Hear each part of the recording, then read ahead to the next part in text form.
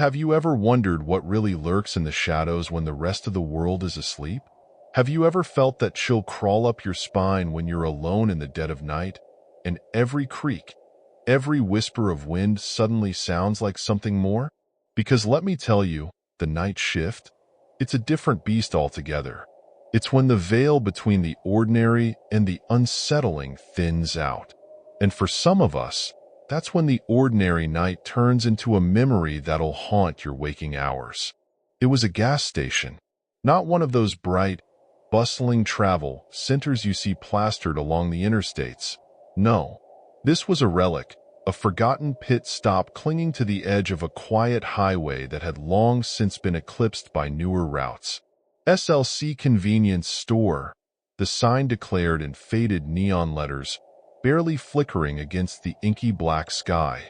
I used to work there, night shifts only, and the word used to carries a weight now, a silent testament to the night that stole my peace of mind.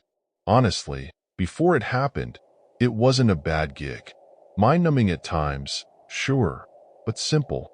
The kind of job you take when you're trying to figure things out, or maybe just trying to keep the lights on while you dream of something bigger. For me, it was a bit of both. I was Ethan, and at 22, bigger, felt like everything beyond the four walls of that gas station. College applications were gathering dust on my desk. Poems I scribbled in my downtime felt more like frantic scribbles than art, and the quiet hum of the gas pumps was the soundtrack to my stalled ambitions. Nights at the SLC were predictable. The early evening rush of commuters had long since faded, leaving behind an eerie stillness. Maybe a trucker would rumble in, needing fuel and a lukewarm coffee to fight off the drowsiness of the long haul. Occasionally, some lost traveler, their GPS having led them astray, would stumble in, eyes wide and confused, needing directions and maybe a pack of overpriced snacks. But after midnight, silence. A thick, heavy silence that pressed in on you, broken only by the drone of the refrigerators and the occasional car hissing past on the highway, a distant whisper in the vast emptiness. My shift was a monotonous ballet of restocking shelves, the rhythmic thump-thump-thump of cardboard boxes being broken down, the swipe and beep of the inventory scanner, the endless wiping down of counters already spotless. I'd arrange the candy bars just so, line up the soda bottles with military precision, trying to impose some semblance of order on the late-night chaos of impulse buys and forgotten necessities. It was busy work, designed to fill the endless hours, to keep the boredom at bay. But sometimes, the boredom itself felt like a heavy blanket, suffocating any spark of creativity or motivation. That night, the night everything shifted, felt normal, ominously normal. It was late October, the kind of late October where the air bites with a premature winter chill. The leaves were mostly gone, skeletal trees clawing at the twilight sky. Inside, the fluorescent lights buzzed overhead, casting a sterile, artificial glow that did little to warm the place, either physically or emotionally. It was past 2:30 a.m. Even the truckers had thinned out. The last one, a burly guy with a salt and pepper beard and eyes that held the weariness of 1,000 miles, had just lumbered out, clutching a giant thermos of coffee and a bag of beef jerky. He'd given me a nod, a grunt that passed for a farewell in the pre-dawn hours, and then vanished back into the cab of his 18-wheeler, the engine coughing to life before fading into the distance. Silence descended again. The kind of silence that felt like a physical presence, a vacuum sucking all sound into its void. Restless, I found myself pacing behind the counter, glancing at the clock every few minutes. Time moved differently at night. Each minute stretched, elongated, feeling like an eternity. Yet the hours themselves seemed to vanish in the blink of an eye. I pulled out my phone, scrolling through the endless abyss of social media, trying to find something, anything, to distract me from the oppressive stillness. Meaningless memes, vapid updates, fleeting glimpses into lives that felt vibrant and alive compared to my own stagnant existence at the SLC. Discontent simmering beneath the surface, I shoved the phone back in my pocket. It was time for some air. The store felt stale, the recycled air thick with the scent of stale coffee and artificial pine air freshener. I told myself I was just going to step outside for a minute, just to clear my head. Pushing open the heavy glass door, I stepped out into the cold. It hit me instantly, a sharp, bracing slap against my face. I rubbed my hands together, the cheap nylon of my store-issued jacket doing little to ward off the chill. I exhaled, watching my breath plume in the frigid air, dissipating into the haze. Haze. That's the word for it. It wasn't quite fog, not a thick, rolling mist, but a fine, almost invisible moisture hanging in the air, blurring the edges of everything, muting the already dim lights. The parking lot was deserted, just the silent, sentinel-like gas pumps standing under the weak glow of the flickering neon sign. Beyond the asphalt, the road stretched out, vanishing into the darkness, and beyond that, a solid wall of trees, black silhouettes against the even blacker sky. Even the highway, usually a distant hum of traffic, was quiet tonight, hushed, as if the entire world was holding its breath. An unsettling silence, deeper than before, descended. I was about to turn back, the cold seeping through my thin jacket, making me shiver, when something flickered in my peripheral vision.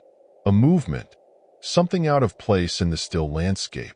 My head snapped around, adrenaline spiking, heart suddenly pounding a frantic rhythm against my ribs. Behind one of the gas pumps, a figure, a person standing there, partially obscured by the metal and plastic. How long had they been there? How could I have missed them? My mind raced, trying to piece together the last few moments, trying to recall if I had seen anyone when I first stepped outside. Nothing, just emptiness. And now this. It was definitely a he. I could tell from the broader shoulders, the way he stood, was wearing something dark, a hooded sweatshirt, the hood pulled up, concealing his face in shadow. Both hands were jammed deep into his pockets, his posture slightly hunched, as if warding off the cold. No car in sight at all. He hadn't driven up to fuel. He wasn't walking towards the store. He was just standing there, behind the pump, half turned towards the store, yes, but not moving, not approaching. Like he was watching. A prickle of unease crawled up my spine. It wasn't a rational fear, not yet, just a gut feeling, a sense that something was wrong, something out of kilter. Maybe he was waiting for someone? A ride? But why stand hidden behind the pump? Why not come into the store? Ask for help? He shifted his weight, a subtle movement, a slight shuffle of his feet. And then I noticed it. The circular pattern. He wasn't just standing still. He was pacing. Not pacing back and forth, like someone agitated, but more of a slow, almost imperceptible shuffle, a tiny circle he was making around the base of the pump, never fully turning away from the store, always keeping me, in his sight line. The unease intensified, morphing into something closer to apprehension.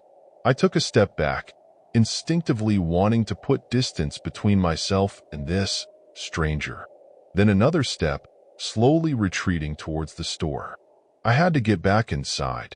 The cold suddenly felt less biting than the gaze I imagined burning into my back. I entered the store, the automatic door sighing shut behind me, a small, almost pathetic sound of finality. But even inside, bathed in the harsh fluorescent light, I couldn't shake the feeling of being watched. I didn't want to stare, didn't want to alert him to the fact that I was aware of him, but I couldn't tear my gaze away either. Through the wide glass windows, I kept him in my sight, pretending to busy myself behind the counter, straightening already straight displays of chips, wiping down counters that were already gleaming. I watched him. Still there. still behind the pump, still shuffling, circling. Minutes ticked by, each one feeling leaden, dragging. Cars occasionally hissed past on the highway, headlights briefly illuminating the parking lot, washing over the figure behind the pump, momentarily revealing the dark red of his hoodie before plunging him back into shadow. But no one stopped. No one pulled into the gas station. No one came to pick him up, or whatever he was waiting for. My mind raced, trying to rationalize the situation, to find a normal explanation for his strange behavior. Maybe he was just odd. Some people were just odd, especially at this hour. Maybe he was mentally ill, disoriented, lost in his own world. Maybe he was harmless. Probably harmless. I was probably just overreacting. Night shifts did that to you, made you jumpy, made shadows dance in the corners of your vision. But the knot in my stomach tightened. The feeling of wrongness persisted, a cold, insistent whisper in the back of my mind. I should call someone. My boss? The police? But what would I say? There's a weird guy standing behind the gas pump? It sounded ridiculous. Paranoid. They'd laugh. Tell me to relax, that I was just tired. And then he started moving. Not just shuffling, but actually moving. Walking. Towards the store. Slowly at first, deliberate steps, like he was testing the waters, gauging my reaction. Then, suddenly, the pace quickened. He wasn't walking anymore. He was striding, pushing forward, picking up speed, heading straight for the door. Like he'd finally made up his mind. All at once, my breath hitched. My heart leaped into my throat, choking off any sound. He was coming in. He was coming into the store. And I was alone. He walked right up to the counter. He didn't say anything immediately.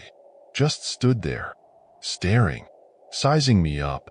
I could see him more clearly now. The red hoodie was cheap, faded, pulled tight around his face, the hood casting a deep shadow, obscuring his features. I could just make out a pale sliver of skin, a hint of stubble, the glint of eyes hidden in the darkness. He was taller than I'd initially thought, lean but with a wiry strength in his stance.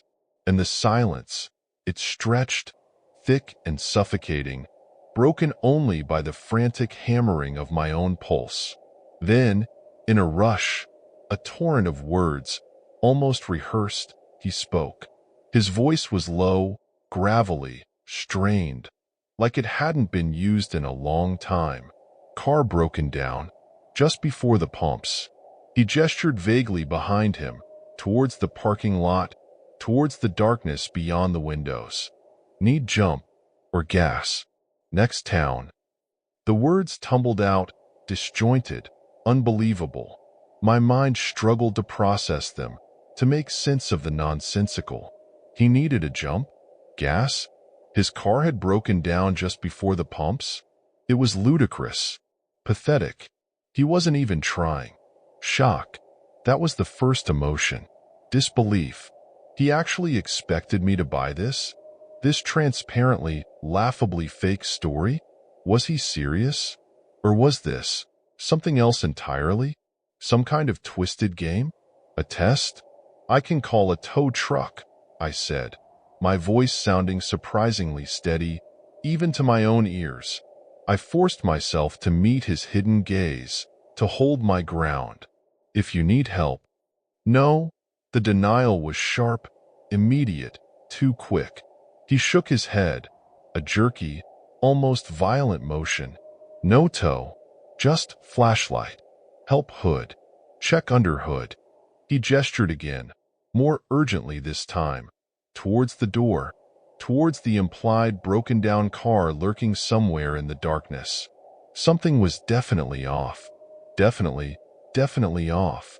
The way he spoke, the rushed, fragmented sentences, the way he avoided eye contact, the way he watched me. It felt like a performance, a badly acted charade, designed to, what? To get me outside? To lure me away from the relative safety of the store? But a sliver of doubt wormed its way into my mind. What if, what if he was telling the truth? What if he was just socially awkward, bad at explaining himself, genuinely needing help, and just weird? People were weird, especially at gas stations at 2:30 in the morning. Maybe I was overreacting. Maybe I was being paranoid. Maybe. "Where is your car parked?" I asked, my voice still controlled, but with a tremor of uncertainty creeping in. I needed to see the car. I needed to verify his story, however flimsy it sounded. He pointed, not towards the parking lot, not towards the pumps where he'd been lurking, but towards the monitor. The security monitor mounted above the counter, displaying grainy, black and white images from the cameras outside. "Monitor," he rasped, his voice even rougher up close, like sandpaper scraping against wood. "Beyond, highway entrance." I turned. My eyes flickered to the screen, scanning the images. And there it was. To my surprise, a car, parked just beyond the dimly lit entrance to the highway, a dark sedan, barely visible in the grainy monochrome. A car, just like he said. My heart skipped a beat. Oh crap. Maybe this guy did need help. Maybe I was being a jerk. Maybe I was judging him too harshly. Maybe he was just an odd, desperate guy whose car had broken down in the middle of nowhere. Maybe I should help him. That's when it hit me. With the force of a physical blow. I had literally just been outside. 5 minutes ago. 10 minutes, maybe. And the parking lot had been empty. Completely empty. Just the pumps, the road, the trees. No cars parked anywhere near the highway entrance. No cars at all. I would have remembered. I always scanned the parking lot when I went outside. Just a habit. A way of being aware of my surroundings. Empty. It had been empty. My gaze snapped back to the monitor. To the car. And then I saw it. The slightest movement. Near the car's back bumper. A flicker of shadow. A barely perceptible shift in the darkness. Someone crouching. Just out of view of the camera. Hidden. Waiting. A cold wave of dread washed over me. So intense it made me gasp. The air in the store seemed to thicken. To press in on me. Suffocating me. It wasn't just him. It was them. Them. Plural. This wasn't a broken down motorist. This was something else. Something far more sinister. I forced a smile. A fake, brittle, plastered on smile that felt alien on my face. "Okay," I said, my voice wavering slightly despite my best efforts. "Okay, I'll help. Yeah, just let me grab my phone from the back office. In case we need to call someone else. For the tow." I stumbled over the words, trying to sound casual, trying to project an air of normalcy I was far from feeling. I turned slowly, very slowly, not wanting to spook him, not wanting to trigger whatever it was they were planning. Each step was measured, deliberate, agonizingly slow. I kept my eyes fixed on him, on his shadowed face, watching for any change in his expression, any telltale sign of, what? Of aggression? Of intent? But he just stood there, motionless, watching me, his hidden gaze boring into me, making my skin crawl. I reached the doorway to the back office, my hand hovering over the handle. Just a few more steps, just a few more seconds. And then, the moment I was out of his direct line of sight, I moved. Not slowly, not deliberately, but with a desperate, primal urgency. I slammed my hand down on the emergency panic button hidden under the counter, the button I'd always been told to use in case of emergency. In case of robbery. In case of this. The alarm shrieked. A piercing, deafening blast of sound that ripped through the silence of the store, echoing off the shelves, bouncing off the walls, a jarring, discordant scream of pure, unadulterated panic. I don't know what I expected. Violence, maybe. An attack. For him to lunge across the counter, to grab me, but that's not what happened. Not at all. His nervous energy, it vanished. Just like that. The fidgeting, the shuffling, the rushed, rehearsed words, the strained posture, the hidden eyes all gone, replaced by something else. Something far more terrifying. He relaxed. His whole body language shifted. The tension melted away. His shoulders loosened. His stance became less rigid, almost casual. He straightened up, tilting his head slightly, as if listening. To the alarm? To something else? And then he smiled. Not a panicked smile. Not an embarrassed smile. Not even a nervous smile. But a slow, knowing grin. A chilling, predatory smile that spread across his face, visible even in the shadows of his hood. A smile that said he knew. He knew what I'd done. He knew what was coming. And he didn't care. He wasn't afraid. A slow, knowing grin. Like he had all the time in the world. Like this whole thing was amusing to him. I was in shock. Completely and utterly paralyzed. I didn't even have time to react, to move, to defend myself. I just stood there, frozen, staring at that chilling smile, the screeching alarm fading into a background drone, insignificant, meaningless in the face of that monstrous calm. And then, in one fluid motion, he turned. Not towards me, not towards the back office, but away, towards the door, towards the exit. And he bolted. He ran. He sprinted towards the door, his red hoodie a blur of color against the sterile white walls, the automatic doors sighing open, then slamming shut behind him. My paralysis broke. Adrenaline surged through me, flooding my system, snapping me back to reality. I ran, not after him, but to the monitors, to the security screens, desperately scanning the grainy images, trying to see, trying to understand. Just in time.